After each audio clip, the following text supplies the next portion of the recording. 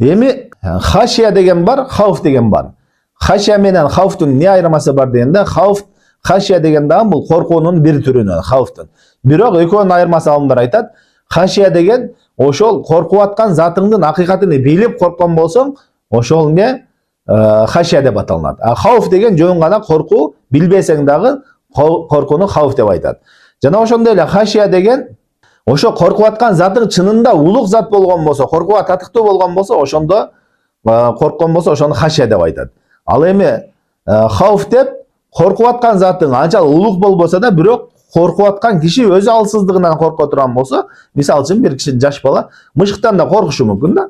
Ал чынында коркууга татыктуу болбосо дагы коркушу мүмкүн. Бирок ал өзү алсыздыгынан коркуп атат. Ошону хауф деп аталат, а бирок хашия болсо чынында не улук заттан, коркууга татыктуу заттан корксоң, ошону хашия деп аталат. Ошон үчүн алымдар жөнүндө иннама яхшаллаха, Аллах Тааладан чыныгы алымдар коркот деп айткан, хашия деп айтышкан да, хауф деп айткан эмес. Анткени алымдар Аллах Таала жөнүндө билет, Аллах Тааланын улуктугун билишет жана Аллах Таала ошол коркууга татыктуу болгон үчүн.